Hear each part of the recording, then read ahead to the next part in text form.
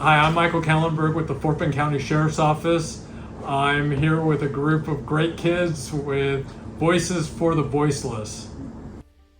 I'm with the Fort Bend County Sheriff's Office, and I run two programs over there. I'm under the umbrella of the volunteer services. So we do have a volunteer services at the Sheriff's Office. We call and check on our aging population, our seniors, grandparents, parents, great-grandparents, maybe some of you guys have. But also, I run another program called Project Lifesaver, which is a wearable device that we put onto children with autism or seniors with Alzheimer's or dementia. Does anybody have any siblings with, autism, or any grandparents with Alzheimer's, dementia, forgetful a little bit? We all get there sometimes, yeah. Well, my grandparent had it before he passed. Yeah, before he passed. So you're aware, and it's a really frustrating. My dad is in the early stages of that right now, and so it's one of those things where you think about your community, right? And in Fort Bend County, we have almost 1 million residents, and so. Within that, about 24% of the population is 65 and above, and another 23 to 40% of those live alone. So they don't have anybody, so we're calling and checking on them. So we do about 600 calls a month, and we do about 100 visits a month, and we'll go visit with them and check on them. So, I don't know, are they going to introduce, do they want to introduce themselves? Absolutely. Okay, so go, let's start here. My name is Anshul, and I'm a senior at Elkins High School. Okay, fantastic. My name is Pranava. I'm a freshman at Seven Lakes High School. Okay, great. My name is Amy. I'm a junior at Elkins High School. Fantastic. My name is Ira. I'm a senior at Travis. I'm Namira, and I'm a senior at Kepler. Oh, fantastic. I'm Dylan. I'm a senior at Elkins. I'm Christian. I'm a senior at Clements. I'm Rithik. I'm a junior at Travis High School. Fantastic. I'm Ubby, and I'm a sophomore at Jordan. That's great, great. Yeah, there's, the county's changing, a lot more schools, and, hearing these, I'm like, where's that now? And you drive down and there's a whole new population, new subdivision, and a new school. And so things are changing. And so I understand this group, and I don't know how you all just picked, wanted the human, through human trafficking and the concept, but I'll give you a little bit of history. So I have 30 years in the emergency management field. So I have traveled internationally. I've gone to disasters in other parts of the world. We've done things in the Philippines, Nepal, Malawi. I've done a lot of, which is great, the internet. I can communicate, so I do a lot of logistical work over the internet for a lot of other groups that go out. So if you haven't, and we all sometimes come from different places, we all have historical background of places, and sometimes we'll go back and visit and family or whatnot, and things happen. So you always look at preparedness, right?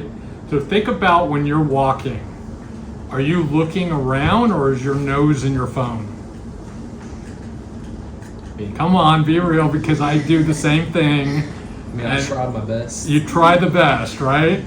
So those are things to think about and be aware. You can do that, but walk with purpose, right?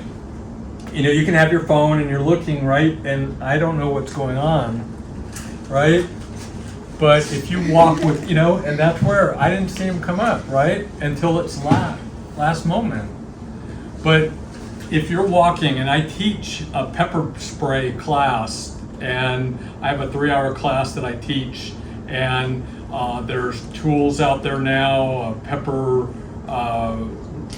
handguns that shoot pepper balls up to 60 feet.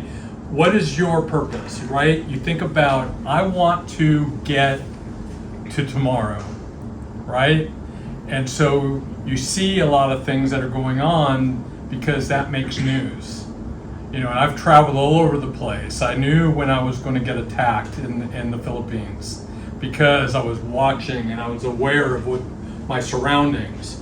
And if you've gone to places and people come up and they'll, you know, bump into you, and then you're now turning that way and they're doing something a different direction, right? So, I'm sorry, this is going to be a crazy video.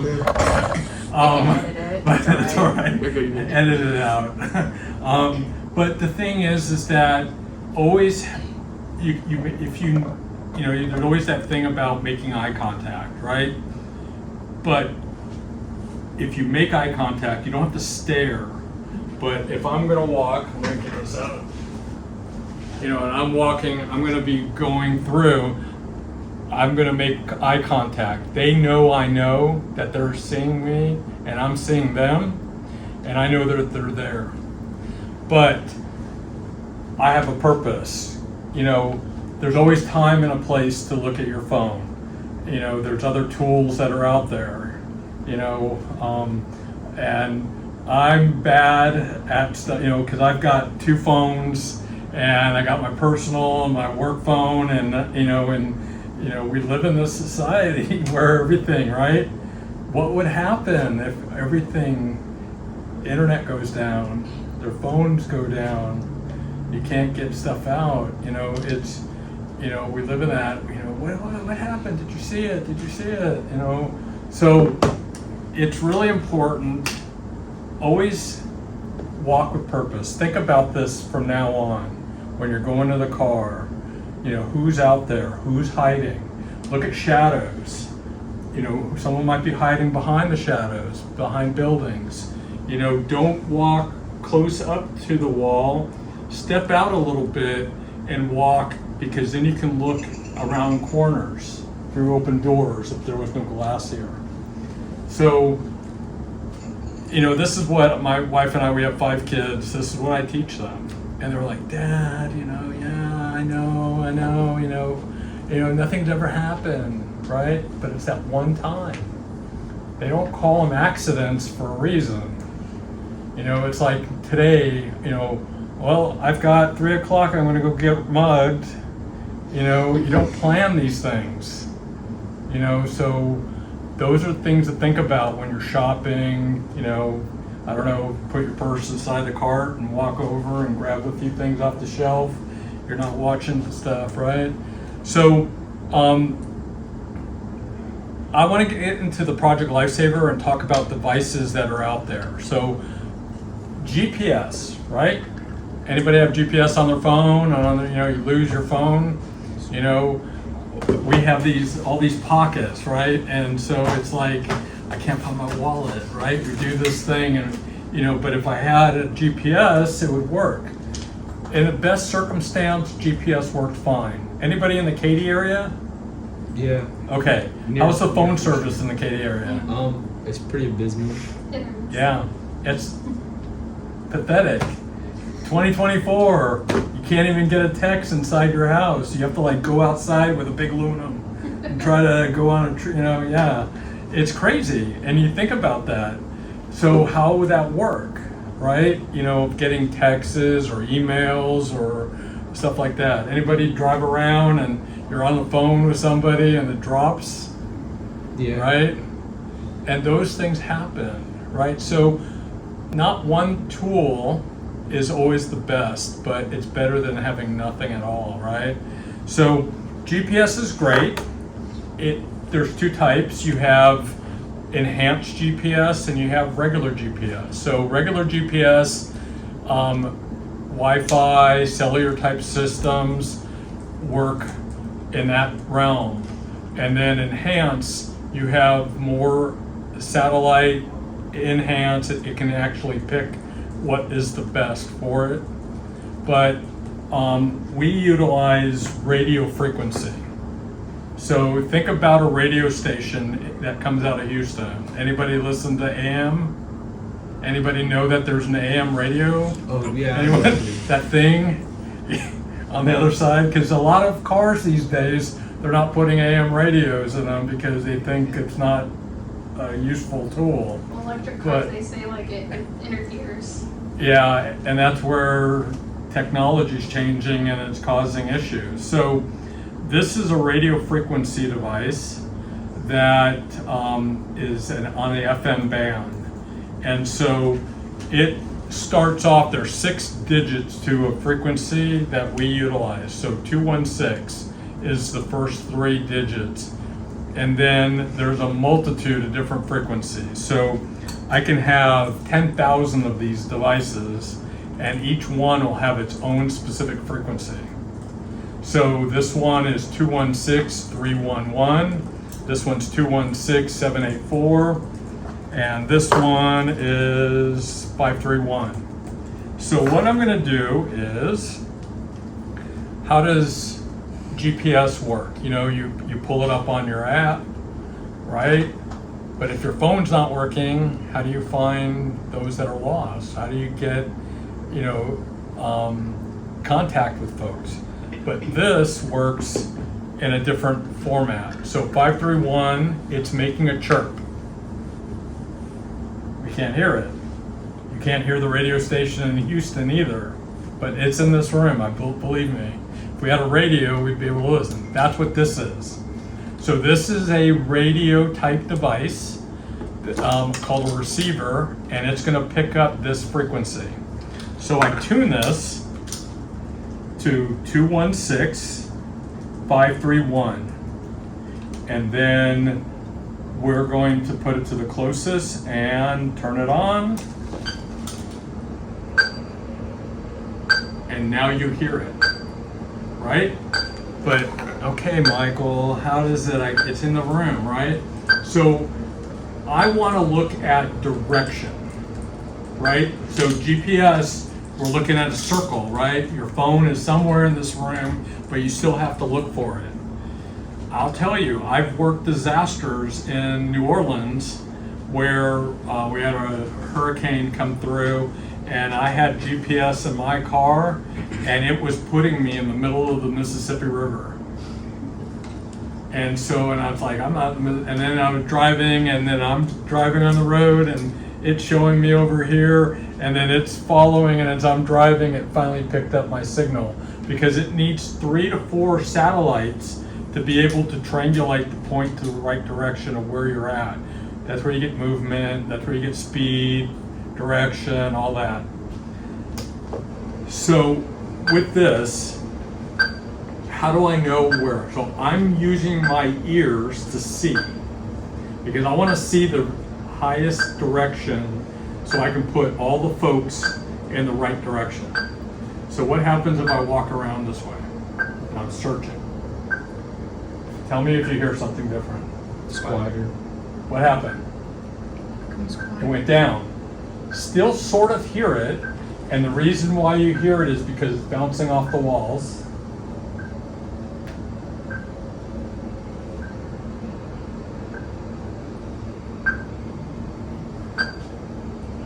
So that makes a huge difference. And so an average individual that goes missing could be missing up to 9 hours. And we have the capability, once we get the 911 call, we're able to bring them home in 30 minutes or less on average. We've had over 4,500 searches across the country utilizing this technology, and on average, we're bringing them home in 30 minutes or less. It makes a big difference. Sometimes the outcomes aren't exactly what we want, and for certain situations, we had, I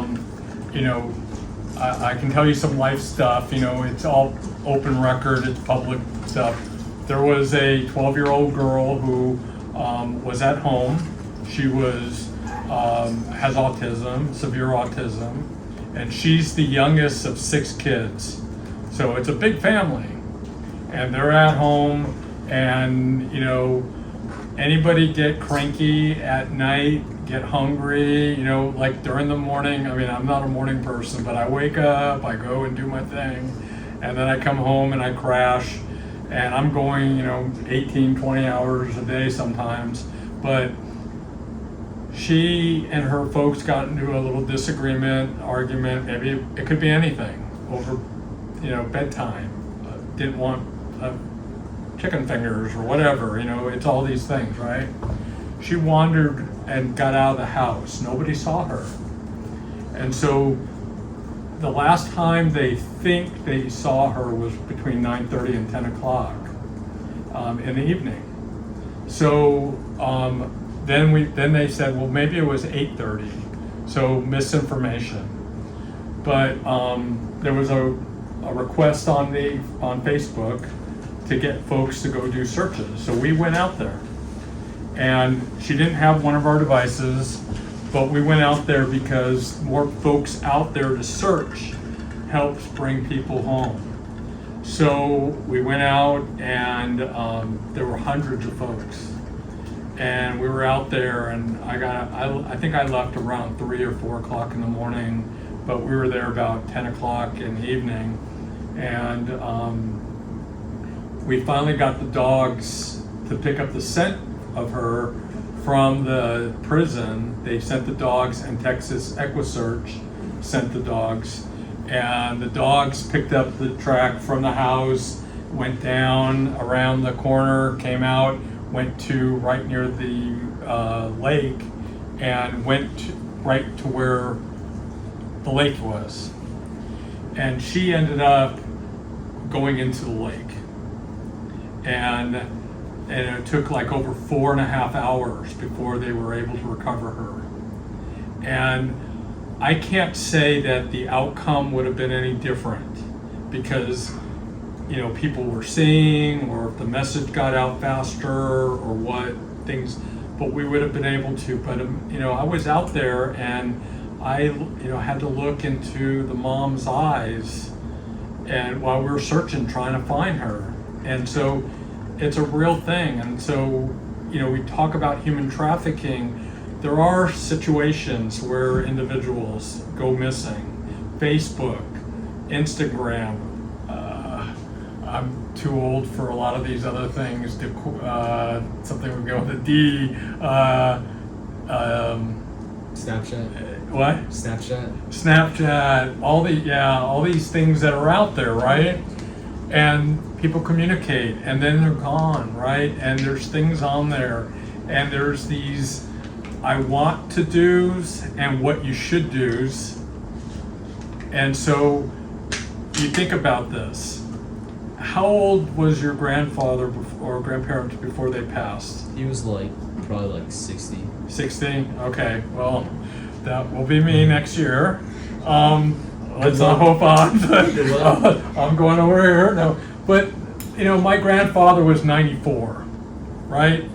Long time and stuff, but he started forgetting in memory and all that. But the thing is, you never think at this age, I never thought at this age that you guys were at this point, that it was that oh my moment, sitting in class taking a test. I could live another 7 years. And there's a lot of information, and I'll tell you, you think it goes slow, get old. It goes fast. Yes, it does. I can't believe, how fast some of these things are. And I'm telling you, there's no difference. But we live, my wife, I still say, I can climb that tree, I can do this. My wife's like, you're too old, whatever, right? But I attempt things, and I pay for it later. Ibuprofen is really good, but it's these things that you want to do, right? And if you go someplace, go with a friend. Let friends know where you're at. There's apps out there that can help you in circumstances. There's devices. If you want to buy things, you guys are not going to parties where there's alcohol served or whatever. Okay, don't tell me. All right, no worries. But at some point in your life, you're going to go to college, you're going to get into the age group and start working and all this stuff, and you're going to go hang out and things. There's devices you can put onto your glasses so that folks can't put drugs in there and things of the sort. Just be aware that, so I don't want to give you gloom and doom aspect of life, but you know, there's, you know, people say, well, there's men that do things or women that do things, and there's, you know, but they're not really women or men, you know, they're of doing those things, right? You just gotta kind of have this concept of respect for other people, learn, look at that, and have that concept. But this device is a great tool. It has saved lives. I don't know if it's in the realm of what you guys are actually looking for, in the sense of being able to have a device that could make a noise. There are products out there. Hey, if anybody, you know, you guys spoke really soft and everything, and it's nice, it's great. I tell my girls, you know, I teach pepper spray. I want you to scream. No, I don't scream, right? You have to. You got to make yourself 6'3", 240 pounds, and make sure that the world knows that you're in trouble, right? And that's how you're going to get out of those aspects, right? And if someone sees something, say something. You know, step up. You know, we live in a society when we see something, we take our phones out and we want to record it. I mean, it's great, you know. You know, these are things to think about. You know, it's not about, and it's not, I don't know, anybody have brothers and sisters younger? And I'm sure you're like the third parent, right, in the household, and you're watching and worried about them, and come on, you know, and it's like, well, I hate broccoli, you know, well, it's okay, just try one, you know, all these things, right? And it's, you know, you kind of have to go through that process of understanding that our cousins and friends and, you know, people are going through troubles. You know, I don't want to get into all gloom and doom stuff about things, but it's a rough world right now. There's pressures, and I don't care. You know, people, I've worked in this OEM many years, and then I left, I went to Harris County, and then I came back and traveled around the world, and then I went to the sheriff's office and I started my own program. I talked myself into a job and a career, and I've got vehicles and I've got volunteers, and we're making a difference. We're finding people on the floor. So it's not about what is in a box. It's about what you can do outside that box. If it's not around and that niche, make it happen.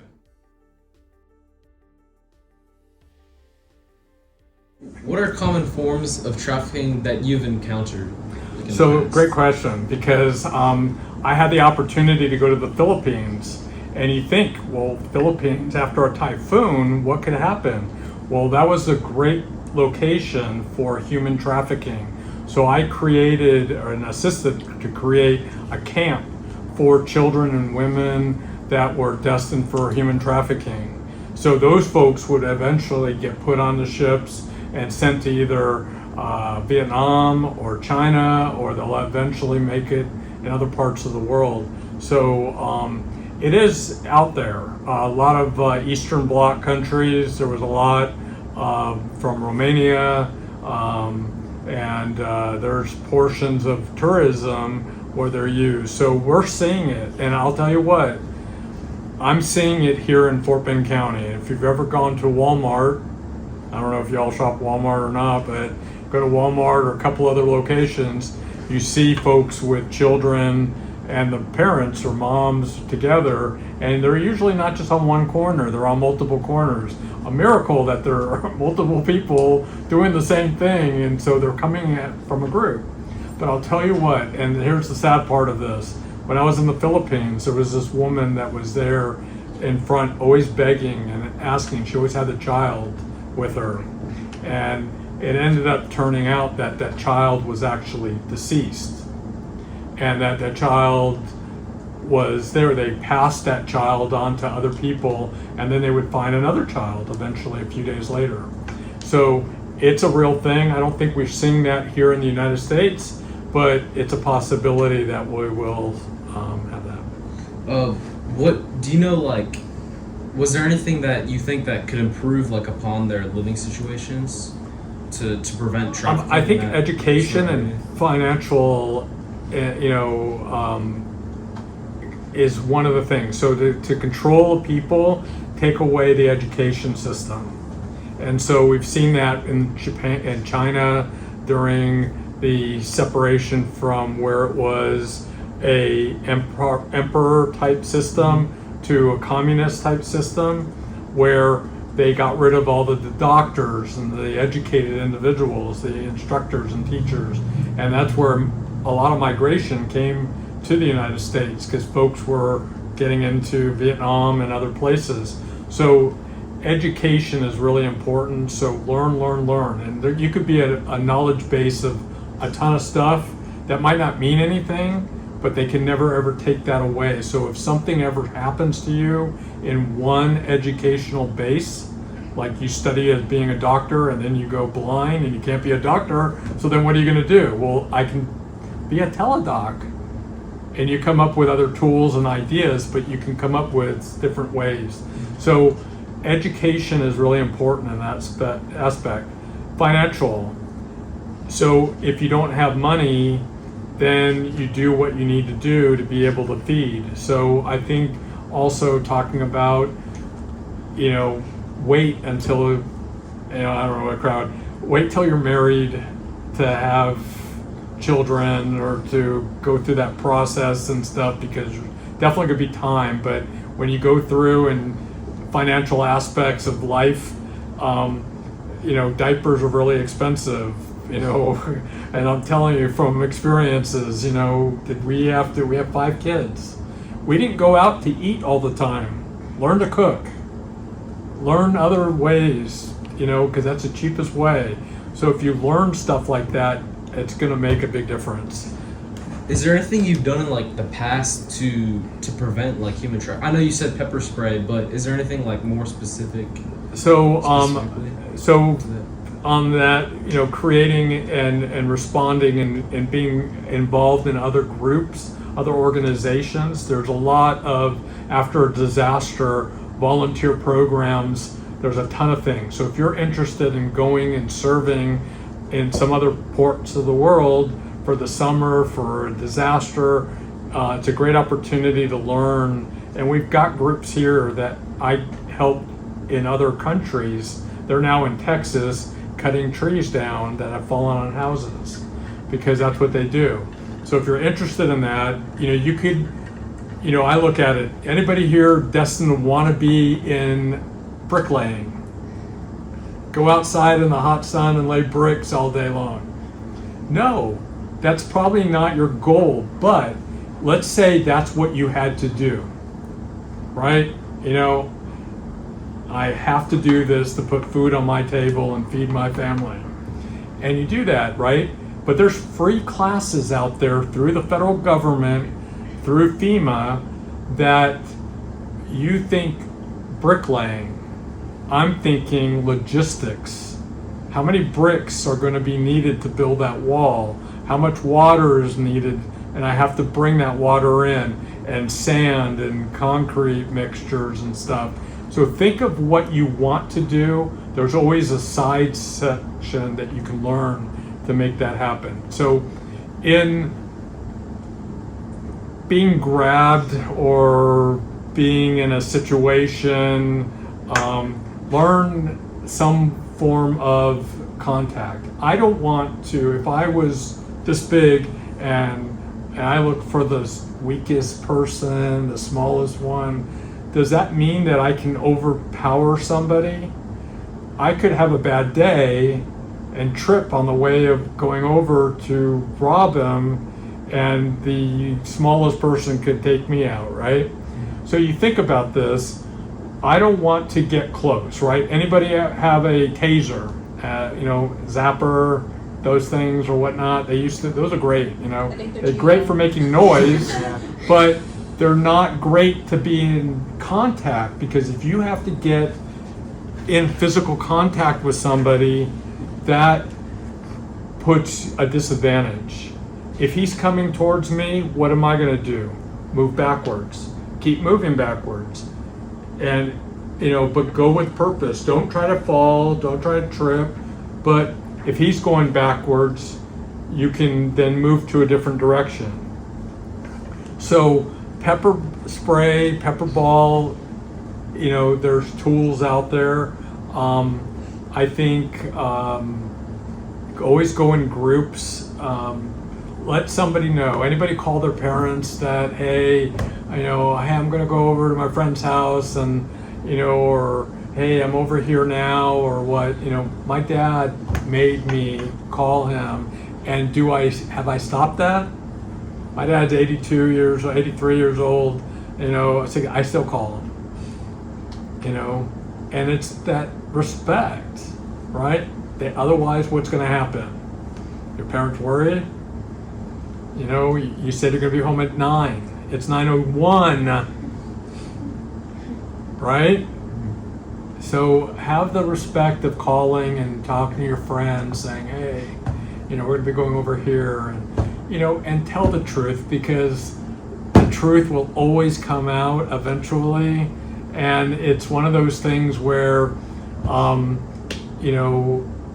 nothing to hide. Be honest, you get honest, and that's it.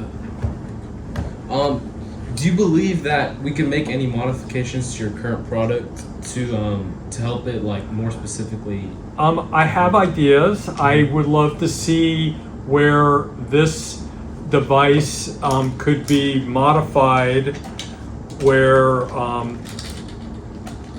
it can be put onto a drone. So there's two parts of it. You have the antenna-based system, and then you have the drone part where it's going to be a small mountable device. And so, yes. Oh, I just had a question. Your question mark. Okay. And then, but I want a handheld type walkie-talkie that I can program the frequency, hit it, it programs this, and now this is only looking for that particular frequency. So it was in the development stage a couple years ago, and then COVID happened, and then people retired and stuff, not here, but in other parts. It's out there. That's what I want. I want to find that. I want to make it available, because we'll be able to find more folks. Okay, so with the wristband in particular, do you have a number on how many people actually have the wristbands in the county, and then how many people use them, or how many people have been saved with them? Okay, so currently in the county, we have approximately 60 people that are wearing the devices.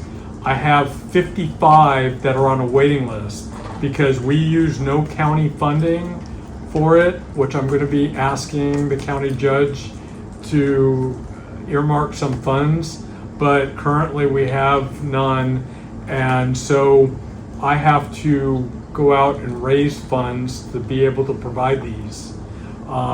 So I have a t-shirt that we have, which says Project Lifesaver across the front, and on the back has a special design that we created, but I want to put businesses, logos and stuff, and I need people to go out and talk to businesses and be able to do that. It's a great opportunity. These are expensive. They're $360 For each one? so each one, and these are $1,200. So if I have these out there and I don't have these, all I have is these. I need these as well. So it's a program where I think you might not have a need at this moment, but the possibility is like insurance. You might need it later on, and this is why I'm doing what I'm doing. Wait, so I have a question on how it works. So this goes, you have an individual one for each person, or do you just have one? This Okay. there's 55 of these, almost 60 of these out there. Each one has its own specific frequency. This can go up to 10,000 frequencies. So I can program this to a particular frequency. So I have deputies, I have police departments that have these. My goal is to get more of these out there in the county. How far, like, would it, like, the frequency work? So let's say, like, if someone lives, like, out of town or, like, 2 or 3 hours away, like, how could you track them then? So that's the key thing. So if with Project Lifesaver, being that it's a radio frequency device, with this I can only find them 1 to 2 miles from the ground, but from the air up to 8 miles.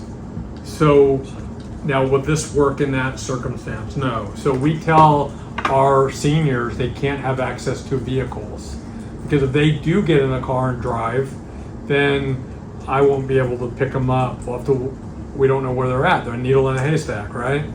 So that's where GPS is a key thing. And there are different devices that can be placed in your vehicle, tell you the speed. I have them in my vehicles for the county, and it can tell in real time how fast I'm driving, where I'm turning, and it has a history.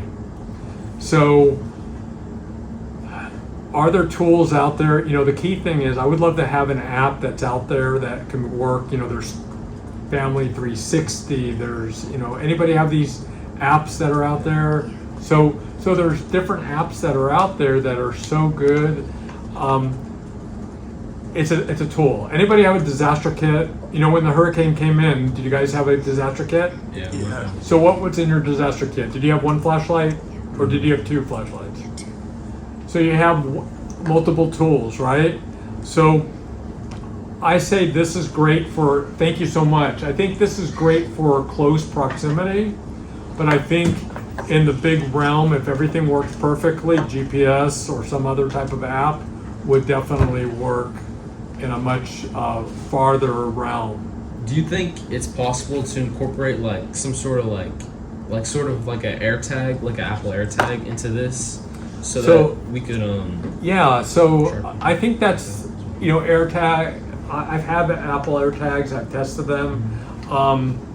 They're great. Do some hard testing with them, underwater, in water, in buildings, and see. So there's products out there that tell you they were outside, I picked up their signal, and I know they're at a building, but I don't know where in the building they're at, right? So it's like with this, we hit a device in here. I don't exactly know where, but it's not in this room. It's in that corner somewhere. That I think I have this. It's stronger in there. Now here's the problem. In a building, and being that it's on a device, I call bear. It's a teddy bear. It's a little bear, and it's sitting there, and it's a certain size. It's kind of like a needle in a haystack. It's real small, and I can't. But if it was a child or something, you might be able to see that individual a lot better. So I think there are devices out there where you can put an AirTag into a shoe. Now, anybody who likes to, when you get home, take their shoes off and socks off, and yeah, I do that. And I don't, if I'm at the house, I'm running around with no shoes and socks on.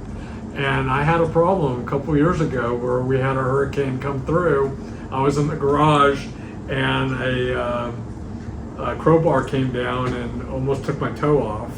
And it was a bad situation because at that point I could not go out in the water.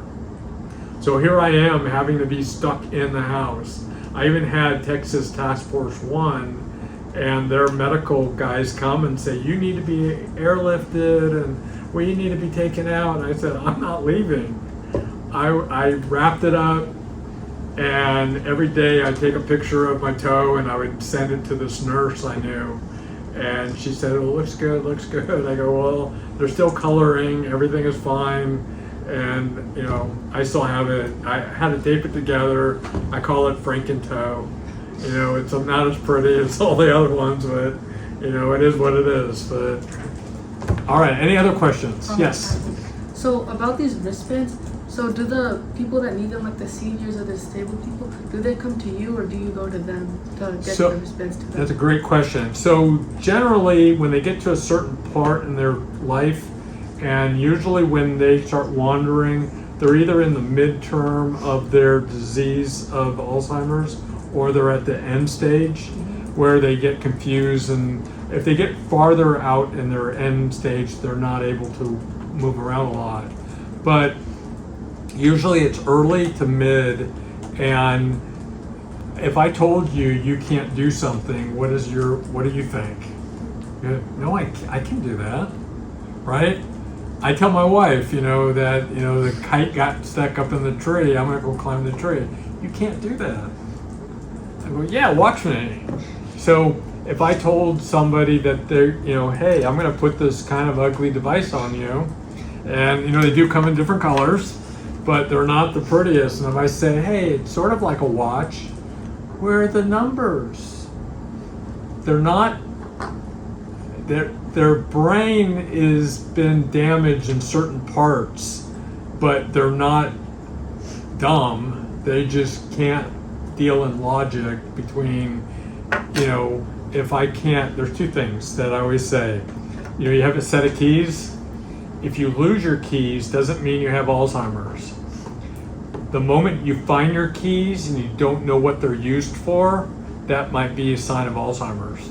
So usually it's the children or a deputy will say, hey, we had a call of a missing person. We went out there.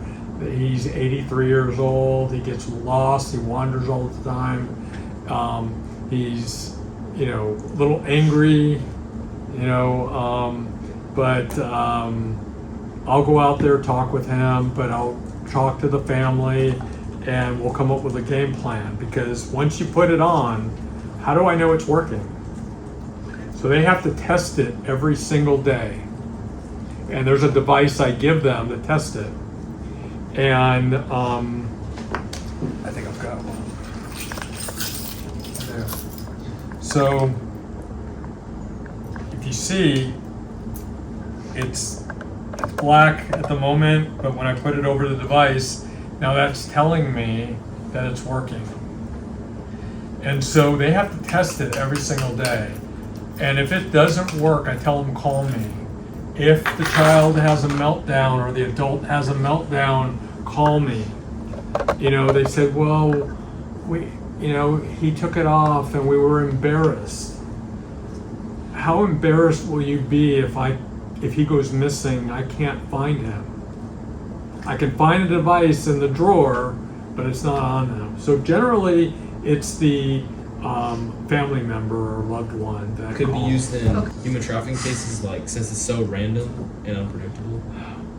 I think it would be, it can be used. I think there would be certain circumstances that they could be utilized, but I think in a more extreme, so when can I ask a question? Yeah. What do you think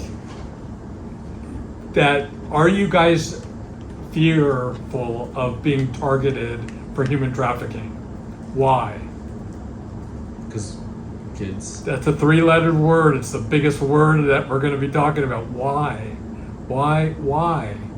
What in your world, in your realm at this point in life that you deem that you're a potential victim of human trafficking?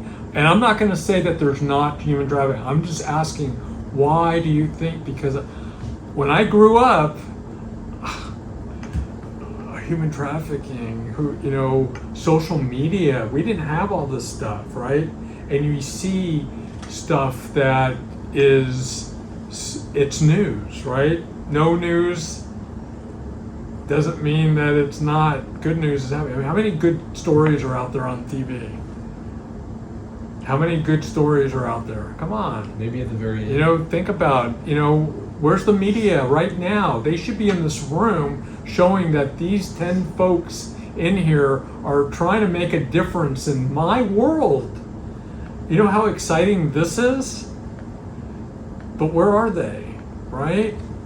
So the question I have is, why do you think, what have you seen that makes it so, right? So the thing is that we can be fearful to go out. Who goes out at night? I mean, who goes, that's the question I have. Are there individuals? Yes, there are. Because I haven't gotten struck by lightning today or at any time in my life doesn't mean that I'm going to go out and play in the rain with aluminum foil and, and an antenna and think I'm never going to get struck by lightning. Because how many lightning bolts ruined your day? One. So the question is why, and that's from a perspective that I have. I've always, it's like, I got kids that are so worried about this, but why? Why? What have you seen? Could somebody answer that? I mean, I've just seen stories online. Yeah. But I mean, from your community, from here? Yeah. From here, really? That's awesome. That's amazing. I mean, it's just, there's story, but, what about your school? How about your school? Has any of your friends or gone missing? No, but in front of Kepner, there's Kroger, right? There's like a little parking lot, and there was a trafficking ring that got busted, I think, last November. Massage place. It was a massage place. Oh, okay. So it's like right by a high school, and all the kids always go there after school.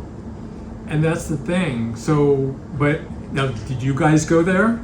I mean, not the massage place, but it's all in the same parking lot. You know what I mean? I know. I'm not saying go to the massage place, but yeah, but those were individual. But were they catering to the kids in the high school? Were they, or were there other?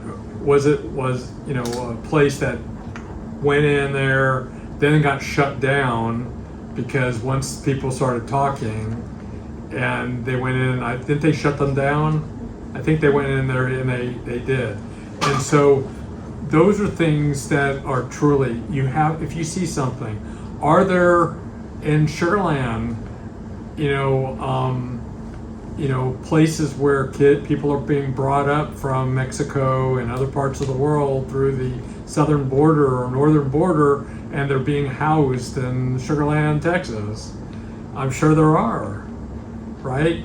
But nobody talks about it or see it or whatnot. What caused that? They're trying for a better place. But sometimes you can't bring problems from one place to another place. You don't fix it because now they're deemed and they're stuck in this cycle, right? And Venezuela. Anybody know the news about Venezuela recently? Okay, so this is a great thing. So there was this new hot dog, crazy dog over in Katy. My wife and I and the two girls had to twist their arm. I said, let's go to Crazy Dog, brand new. And Katy, they have these weird hot dogs that are dipped in cheeses and all sorts of stuff. Korean hot dogs. So we go over there, 30-minute drive. We get over there and I start going, hey, there's a car in Venezuela. Wait, there's another one. Wait, there's 20 of them. What's going on? What's with Venezuela? They must be playing in the Olympics, So then we get over there and there's no parking. There's hundreds, if not thousands, of Venezuelans in this area, and I'm just like, okay, well, we're just gonna go. We'll go over to Koreatown or Chinatown, H-Town, and so we go over there, and I Googled it when we got there, and it was regarding the election down in Venezuela, and so they were celebrating, but there are people that come in for a better life and better world, but because there's some that are on doesn't always mean that it's the biggest thing that's out there right now. I think there's misinformation and confusion and stuff. Not saying that it's a problem, because it is a problem. Any one person trafficked is a huge problem. And so how do we solve that? Be aware, make changes in the community, provide information. If people are begging, do you give them money to them? Or can you give it to an organization that could help 10, 15 people, or do you give money to one person?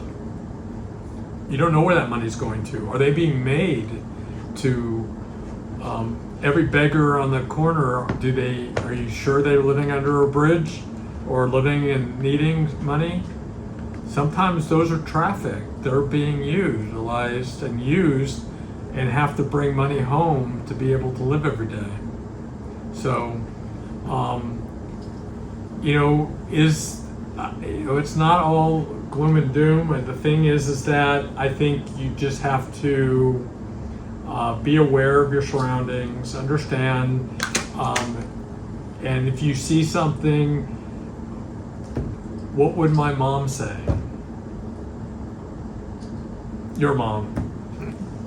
What would they say to, is that the right thing?